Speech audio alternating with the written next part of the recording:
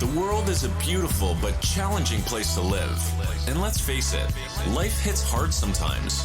So if you find your hopes and dreams and mental well-being needs a boost, you're tuned into the right podcast. Welcome to Inspire Us with your host, J. Paul Nadeau, a former hostage negotiator turned motivational speaker and acclaimed author of Take Control of Your Life.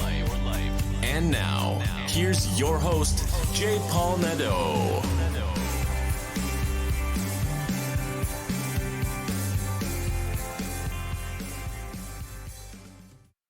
Hello, everyone, and welcome to Inspire Us. Today, I have an interesting guest who realized at one point in his life that he was far too heavy. He needed to lose a lot of weight. So he went on a journey, a transformational journey to lose 100 pounds in 1 year. And guess what? He did it. Now you get to hear his story, and it is with pleasure that I introduce you to James Rice. Hello, James, and welcome to Inspire Us. Hi, Paul. Thank you so much for having me today on your show. I'm excited. It's a pleasure. I was reading your story, and let me rephrase that. Your story is one that needs to be told because you did something and you committed yourself to doing something that made a big change in your life. It improved your life substantially. And a lot of people are struggling with what you were struggling with, and you found a way of dealing with the problem that you had, and that was extra weight. In these COVID times, people are turning to comfort foods, and some people are eating far too much and feeling very unhealthy. And we're going through some tough times. Would you please take us through your remarkable story and tell us who James Rice is and what James Rice accomplished? Thanks, Paul. Thank you so much. And I appreciate those kind words and kind thoughts. And certainly I did not do it alone. I had a personal trainer Saber, who's unfortunately not able to be here. And together we wrote a book called The 100-Pound War. I was 300 pounds and the goal was I was almost 300 pounds. And the goal was to lose 100 pounds in a year. That was Trainer Saber's goal. My goal was just to feel better, but he put me on a pathway to lose the 100 pounds and to lose the weight. And we documented my journey, and it is in a book series. There is a book out there. It's the 100-Pound War, which kind of goes through 10 different battles that I faced, and then I'm releasing each month a diary of that particular month and the struggles that I faced each month. And what I found, Paul, and the reason why I wrote the book is that there's a lot of diet books out there, recipe books and how-to books. But my journey was not, it was very emotional. It was a very, very emotional journey. It was not, I don't have advice like this diet, keto diet, or the Atkins diet, or the paleo diet is better for me. I used all different diets and different programs to reach my goal. But it was such a struggle. It was very, very emotional. There were so many battles that I went through between myself, my mind, and my body. And right from day one, and if you go to our website, which is 100poundwar.com, it's a 100poundwar.com, there is a video on day 14, just day 14 of my diet, where I was ready to give up because of the reaction of people to my diet. And, they didn't want me to change. They were making jokes. I mean, I'm a very jovial guy. I like to have fun, but they were making jokes, have a donut, who's going to play Santa, all these things that really made me think, why am I struggling? Why am I doing this to myself? Nobody really cares if I'm fat or not, why don't I just give up and go back to my life? And it was a constant battle between why don't I just give up and how do I keep going? Because each month there was a different battle. Each sort of transition that I went through, there was a different battle. I lost, 50 pounds very rapidly. And I was thinking, I'm amazing. I'm so fantastic. I can do this. And then bam, I hit a wall. And that wall was just going to a conference. I went to a work conference in Vancouver where my food sources They weren't there. It was full of carbohydrates. It was full of all of these different foods that I wasn't eating, pastries and breads and pastas, and panic. And, I fell off the wagon and collapsed. So there's this it was just a constant battle. So I really wanted to share that emotional journey, not necessarily how to lose weight, because people, there's scientists out there, and there's a whole bunch of people better than me. And certainly Trainer Saber is better than I am, but how to lose weight. And the first step to losing weight and is to find somebody like Trainer Saber. It can be a personal trainer. It could be a dietitian, a nutritionalist, a professional to help you, because each body is different. In my case, I had a sugar addiction. I was addicted to sugar. I loved sugar. Now, I wasn't eating cookies and ice cream. I wasn't eating sweets, but I was eating sugar without actually realizing I was eating sugar. So in the morning, I would wake up and I would have a yogurt. Seems like a healthy food. Thought I was eating healthy. I'd have a yogurt. I would have coffee with a little cream and sugar, of course, a scoop of sugar in. I'd take a smoothie to work. In my smoothie was fruit, strawberries, pineapples, throw in some yogurt. Then at my break time, I'd have a snack, granola bar. Sounds all healthy. I would have a sandwich at lunch. Followed up, okay, I'd have a little chocolate pudding. I love chocolate pudding. That was one of my weaknesses. In the afternoon, maybe I'd have a little cola or a sugar-free a treat. But I'd bring in a protein shake, because hey, protein shake, right? Supposed to be good. And a protein bar, supposed to be good. All that added up to over 344 grams of sugar a day I was eating. Now, how much sugar are you supposed to eat? Do you know the number? I don't. I have no idea. So according to the American Heart Association and the WHO, the World Health Organization, 28 grams. 28 grams of sugar is the maximum for a man to eat. And you were having 340? I was having 344 grams of sugar. Wow. In my protein shake, which I thought was healthy, it's a major brand out there. It's a major brand. I'm not going to say it who it is, but it's a major brand. 15 grams of sugar in that protein shake. 15 grams. I had no idea. I thought it was a protein shake. I thought it was healthy. Same with the protein bar. So much sugar in it.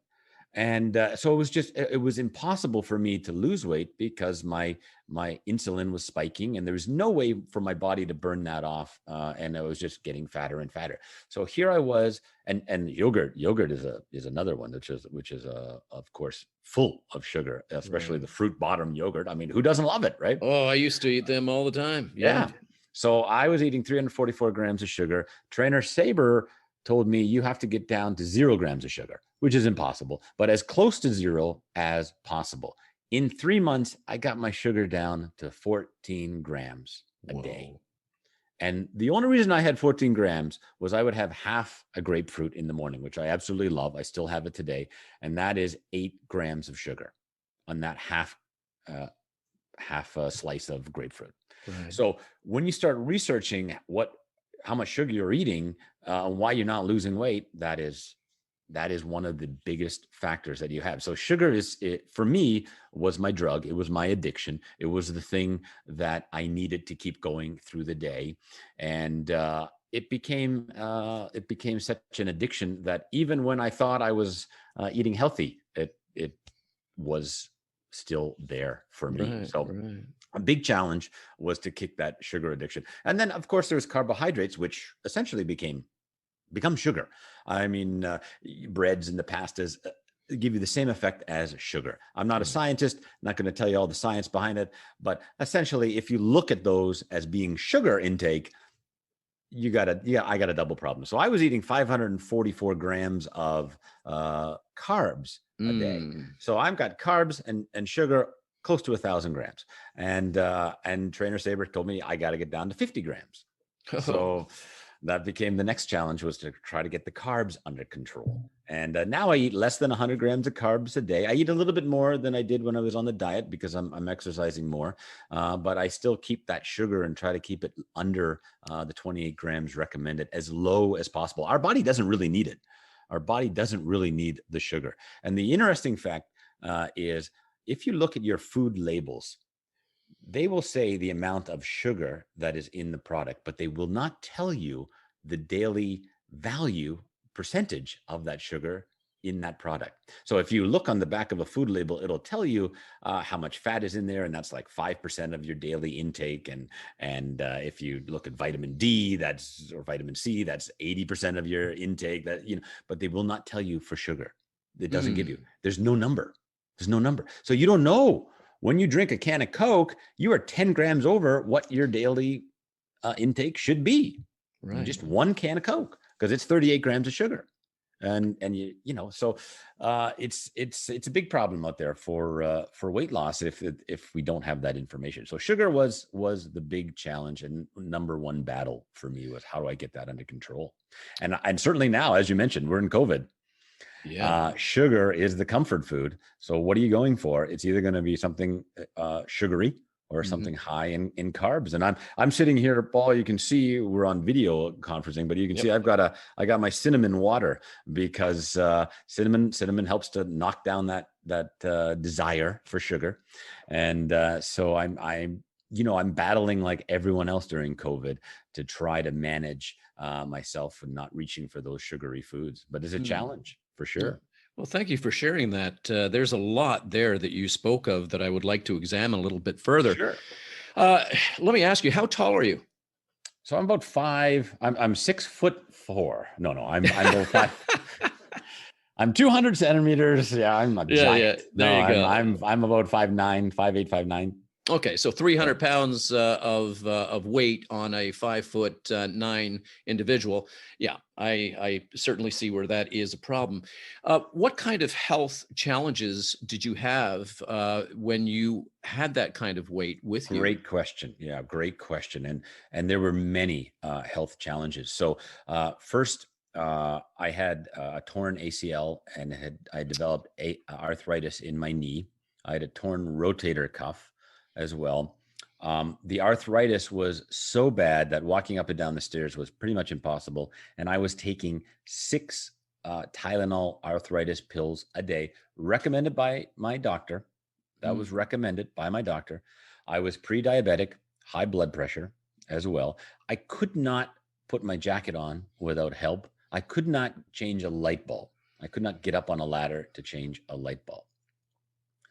And so those are my sort of my starting conditions. So in a month, Trainer Saber had me off my arthritis pills. The pain in the knee was gone. Now the knee pain is still there. Obviously, it's not going to go away. But I mean, it's after a year, after losing the 100 pounds. I mean, I barely feel. I mean, it's hardly noticeable. I got to watch myself from doing too much, or I'll get myself into trouble. Right. Well, you know what? When you lose 100 pounds, it's like losing a small person on your back. You know that you just, hey, here you go. I've been carrying you around for so long. It's funny you should say that, because you know what the problem I have now is I'm so cold. I'm always cold. Yeah, well, there you go. Why am I so you're not carrying around 100 pounds of blubber on top of your body. I'm so cold. I'm a thin guy now. It's cold. All you thin guys out there and gals, it's cold.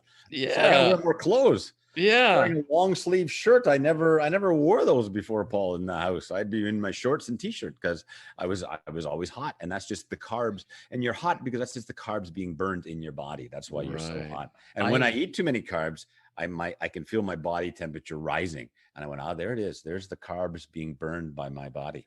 Fascinating. That is fascinating. There's so many things about the body that are so fascinating. And I wasn't even aware of that. Yes, with the extra weight, you get extra hot. Yeah. Now that you've lost this and cold. You're cold. Well, how much are you weighing today? Like, what are you at right now? So I'm a 171. That's what I got down to I was 292. So I was just under 300. So I was 292 and I got down to 171. Wow. Yeah. Congratulations, man. Oh man. What an accomplishment. Under the percentage, I was about 23% body fat. So I'm in that healthy range for body fat, but I think my body fat was 44 or 48%. I mean, half my body was fat when I started. Okay. Now answer me this. What was it in your life that brought you to take the action that you took and to get yourself a personal coach to help you to eliminate that extra body weight? I wish it was. I wish I could tell you it was like a big epiphany, but it was really vanity. I was in Miami. I was in Miami Beach, and I wanted to buy one of those Hawaiian shirts, Miami Beach, and none Hmm. of them fit me. Mm. I mean, America, you got a lot of big people in America. It's not a small country. Right. And I expected to be able to find a shirt that fit me. And I couldn't. I went into those cheap little stores, and I couldn't find a shirt to fit me. Mm. They took me over to the triple X4 shirts. And I was like, I'm not I'm not that size. And I put it on and it fit. I was so upset that day. I walked in, I had my Oakley sunglasses on, which were like $200, and I had a baseball hat on. I was so upset. I left that store. I did buy a shirt. I bought a triple X. I wouldn't buy a 4X, but I did buy a triple X, and I threw it in my suitcase to take it home, and I wear it throughout my journey. But I was so upset. I left my Oakley sunglasses, my hat, everything there. When I just left in I was so distraught that I couldn't find clothes in America. I mean, I got a problem, and I needed help. And that's when I went to seek out Trainer Saber and find a personal coach to help me through it. Well, yeah, here it is. There are times where we do realize in our lives that we need help to handle something that we're not able to do on our own, which is great. And you found a personal coach, which I encourage. There's so many great coaches out there that can coach our listeners through whatever difficulties or challenges that they have. And you did that. No matter what brought you to that, and as you said, it was vanity. At least you examined yourself at that time and you realized that you didn't want to continue on the path that you were on, be it vanity, be it health, whatever. It was a trigger in you that made you take action, which I think is remarkable. What I found really quite upsetting when you were talking a little bit earlier was that when you was it day 14 or whatever, you were putting your progress down, and you were actually being bullied by people who were making fun of you online for doing something that was beneficial to you, and you almost gave up. Yeah. Can you talk about what it was that pushed you through? Bullying is hurtful, and kids get bullied, adults get bullied, and you got bullied. What was it like? Can you take us back there? And particularly, can you tell us how you got through that? It was the low point. It was definitely the low point, and it came early. And I think with many diets and weight loss programs, it will come early. It will come in that first month. People give up often, 20 days into the diet or weight loss program that they're on. So it was day 14, and I was just distraught, and I made this video. And I didn't show it. I've never shown it to anybody until we finished the book and I put it up online. And what got me through that was I made the video because I was so upset and angry, and that really motivated me to keep going. It was just anger early on that kept me motivated, that I could do this, that I could prove people wrong. And that was one of my big motivating factors. But I was angry, but I didn't want to put that video out, and I didn't want to share that feeling because I hadn't done anything yet. I hadn't accomplished anything yet. But I was upset. I was angry. And so I made the video as kind of a reminder to myself that I will put this out, and I will let people know if I can do this, then other people who maybe have that. And this is that emotional part. It's not about the calories or counting calories or doing the exercises. I didn't exercise very much until month 5 of my diet. I was just all about getting my food under control and understanding that being overweight is just a symptom of a problem with your body. So there's a lot of issues going on inside my body that we needed to get under control. It wasn't an eating disorder or anything like that. Many eating disorders may be caused by nutritional deficiencies or hormonal imbalance that you got to get under control. And that's what I had to do to get under control. But an interesting point was, and going back to that time period where I was so distraught, prior to the diet, prior to starting the program, I shouldn't call it diet, the transformation, because I don't like the term diet because we didn't really follow a diet, the body transformation. Right. Prior to the start of the body transformation, I did not think I was fat. I had no concept that I was fat. And when people started to tease me and bully me, as you mentioned, I kind of realized I was fat. And I talk about that in the book where I had this, and that was where the epiphany came, was I'm fat. People all around me have probably been talking about me and laughing at me or joking about me because I'm fat. Mm. I didn't realize at 300 pounds that I was fat. Okay. I thought I was big boned. I thought I was, Right. jovial. I was a funny guy, John Candy. Ha ha ha. I was that guy, but I was fat. Right. And now, when I look at myself at a lower weight, I notice my fat. I'm like, wow, I'm really kind of fat there. I got some fat there. I got some fat here. I got to work on my arms. The belly fat is loose. How do I'm always critiquing my body now. But Right. at 300 pounds, why? There's something there. Probably some psychiatrist or someone out there would be able to understand why we don't look at ourselves in that negative light, or at least I didn't anyways. I think a lot. Fascinating. Yeah, it is fascinating. I think a lot of it could be denial too. Like we deny some of the weaknesses that we have and just Yeah. we don't examine ourselves Yeah. nearly enough. And so, yeah, maybe I was examining myself. I was doing an introspective look. And then suddenly I realized that other people have been doing this for probably many, many months and many, many years. They've been looking at me like, why doesn't James lose weight? Why is he so fat? And Right. it was Right. a shock. That was a real shock that people around me had been judging me, and I never knew it. Right. Right. Never dawned on me, and it made me angry. I got to Yeah. change. You know what? And it was that anger that actually catapulted you into taking that action. It was going into that store and not finding the right size floral shirt to enjoy in Miami and all that kind of stuff. But whatever got you onto that journey, it got you onto an amazing journey. And for anybody listening out there who might be battling with this COVID craziness and eating far too much, it does creep up on you. And at one point, you may not realize that you've gained all this extra weight or that you just start feeling bad. And Absolutely. you were able to turn it around.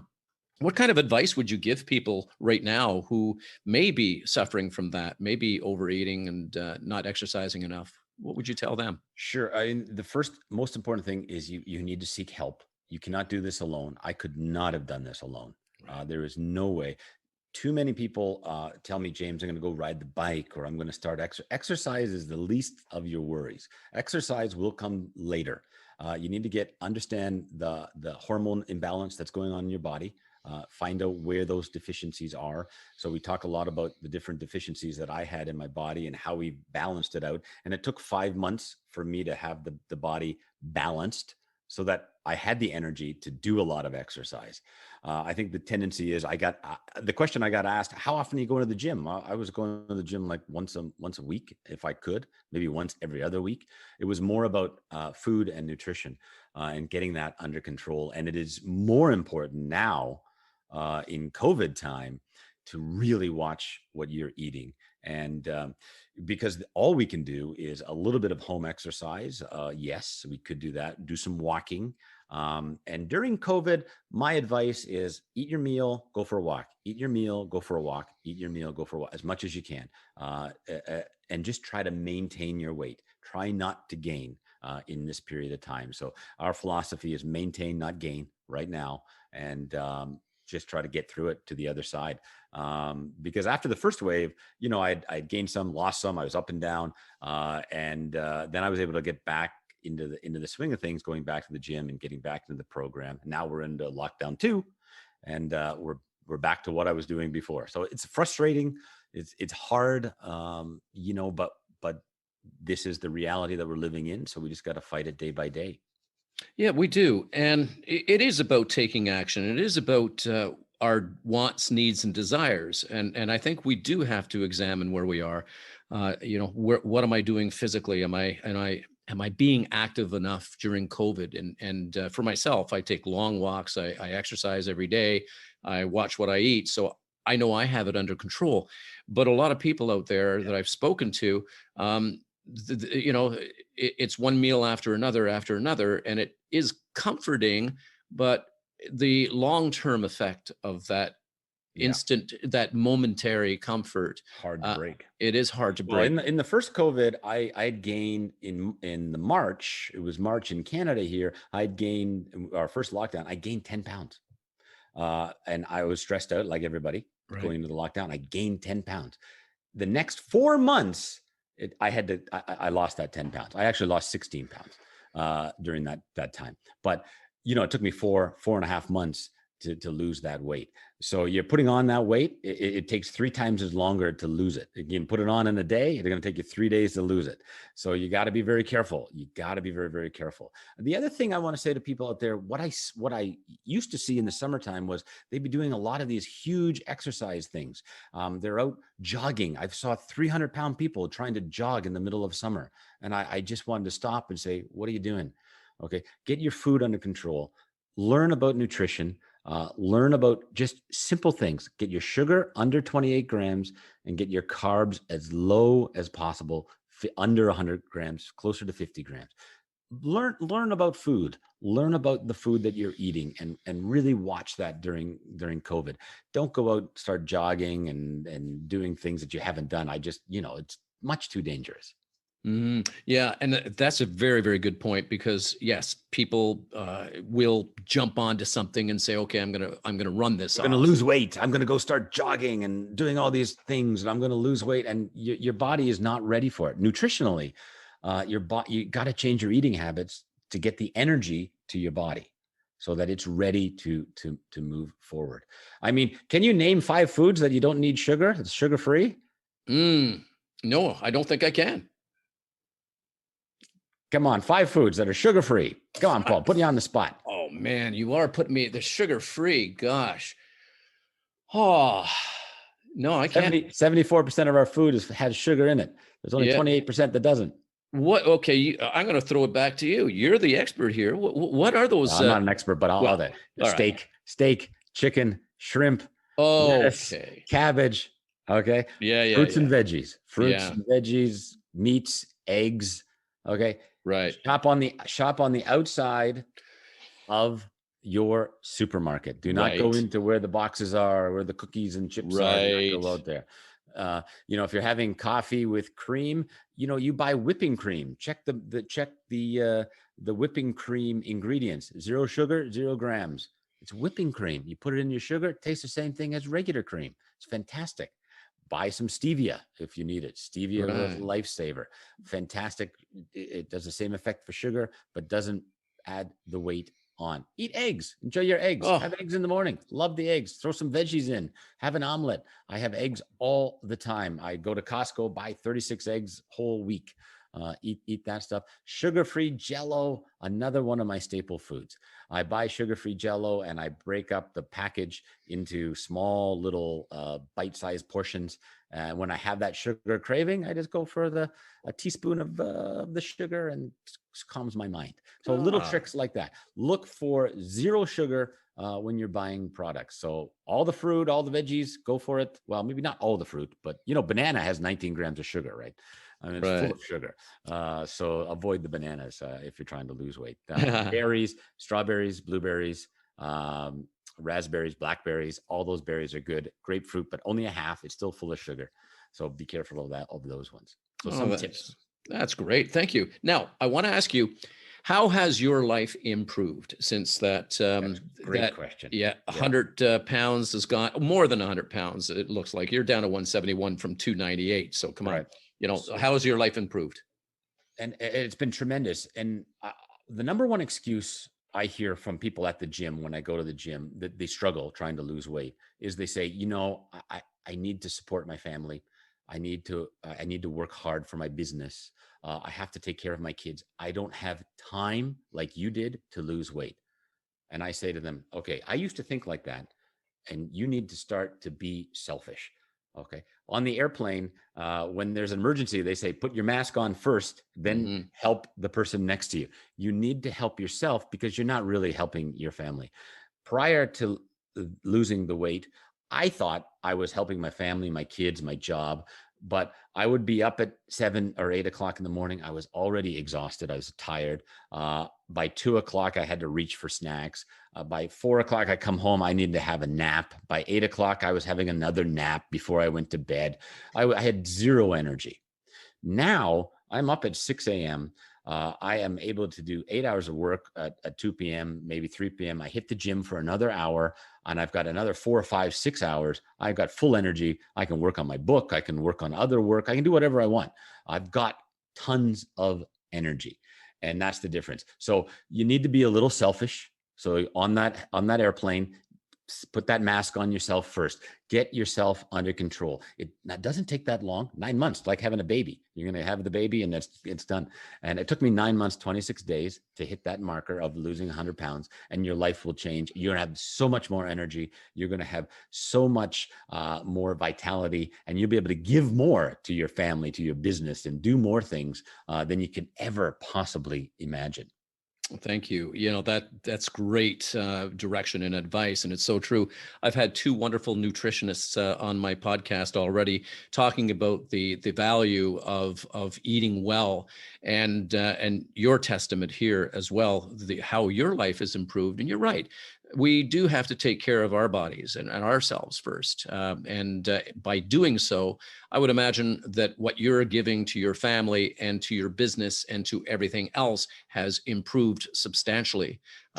You've got children, and I don't know how old your kids are, but I'm sure that their dad now can play with them in ways that, a year ago you couldn't. Absolutely. No, absolutely. Yeah. And, if you've had nutritionalists, I would recommend start with a nutritionalist, start learning, and then move to the exercise phase.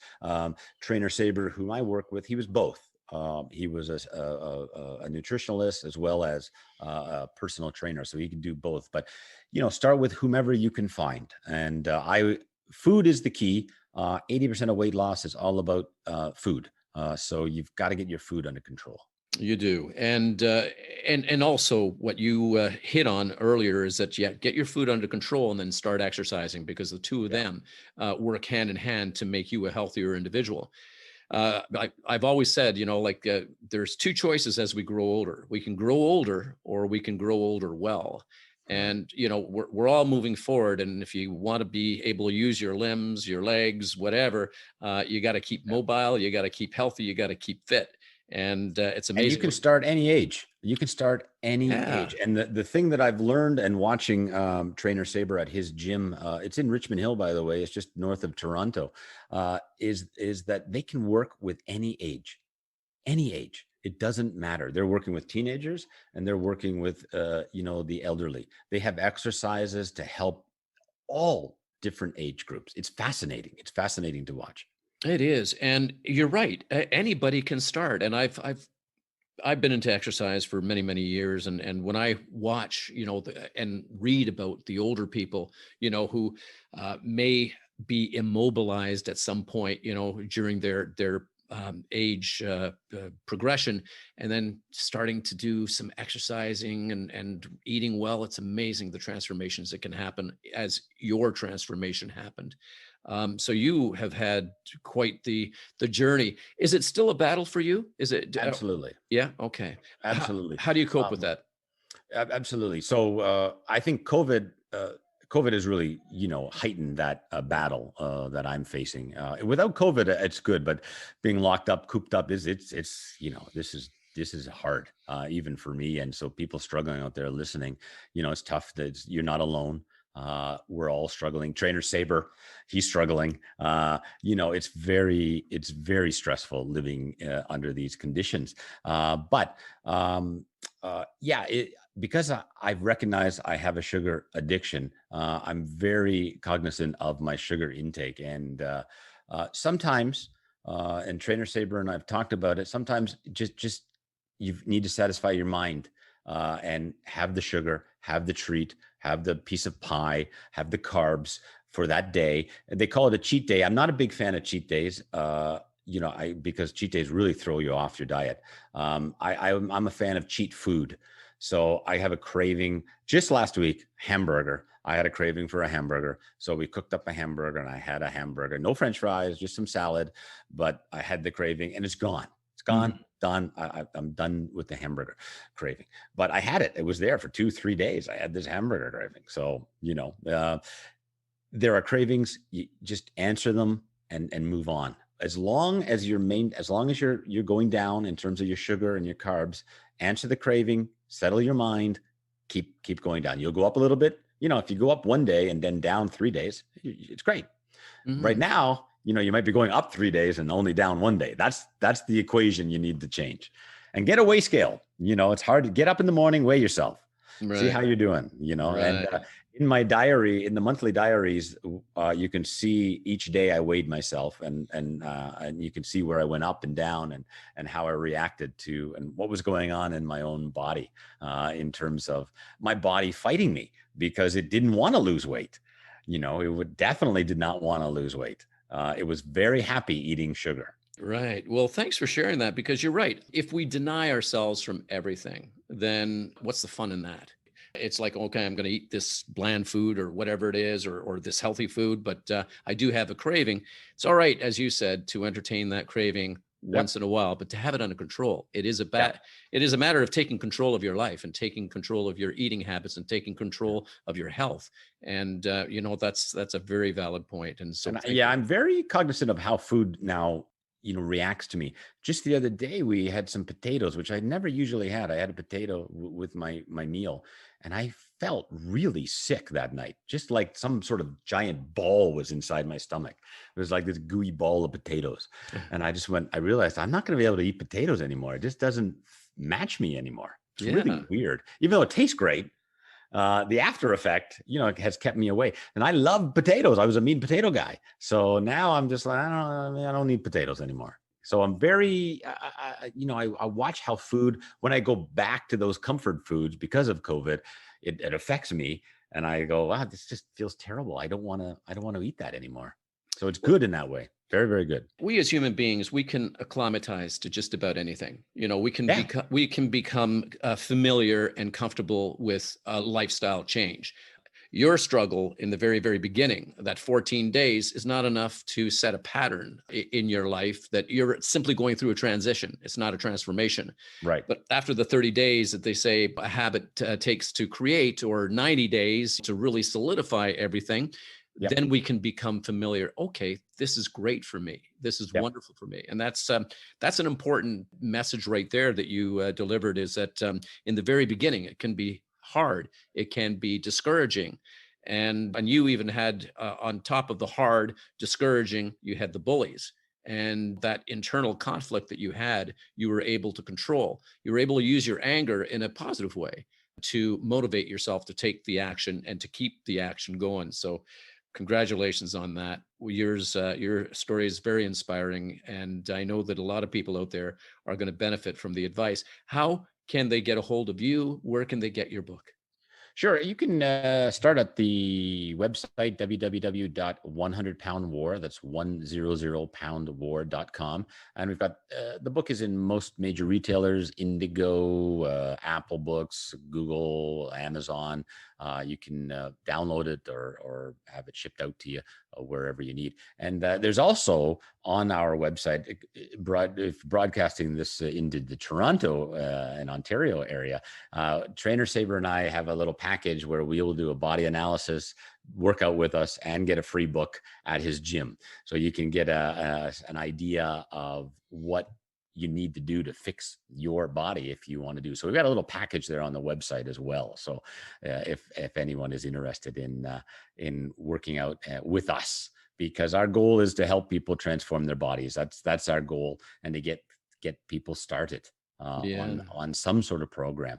And of course, I would recommend Trainer Saber, his gym. They're amazing. But any professional nutritionalist, dietitian, just get started. Just get started, and you need to find some professional to help you. And that's what I wanted to hit on as well before we ended our conversation together, is the fact that we all need coaches at some point in our life to help us get from point A to point B. And a lot of people avoid coaches because number one, they think it's going to cost too much. They're a little bit worried about maybe committing because a coach will hold you accountable. Yes. A lot of, and I'm sure your coaches held you accountable, but when somebody holds us accountable, it makes us do the work that much more because we feel that they're looking over our shoulder even when they're not there, because Absolutely. they're going to ask you for a progress report. Did you do? It was a love-hate relationship. I can tell you that much.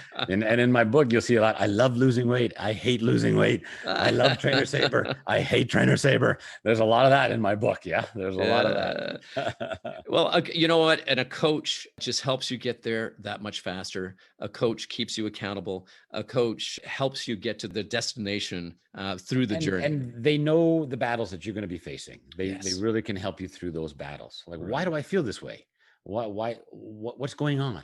And I hope that some in the book, it'll spark questions for you to ask your coaches or the people helping you when you read the book. You say, well, this guy is doing this. What do you think? And they might say, well, that's not for your body, but I would recommend this for your body, because every body is different.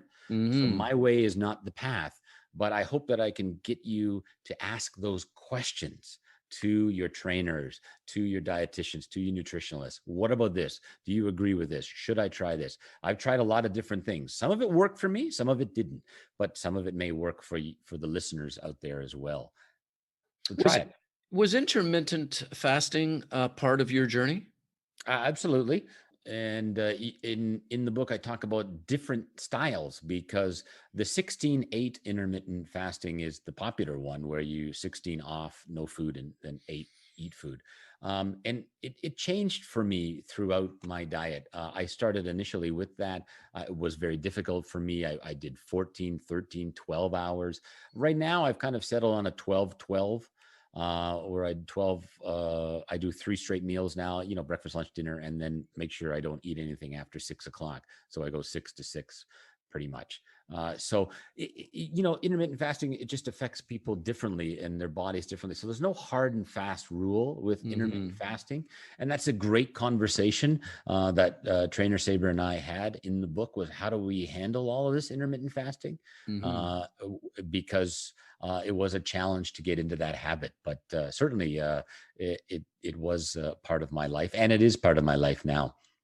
Thank you, James. Thank you so much for coming on the show. Thanks, Paul. James Rice, the author of The 100-Pound War, a book worth getting, an emotional journey that found him improving his quality of life so much by unloading 100 pounds of his weight, more than 100 pounds of his weight, and allowing him to help others. So, James, thank you so much for coming on the show and for sharing your story.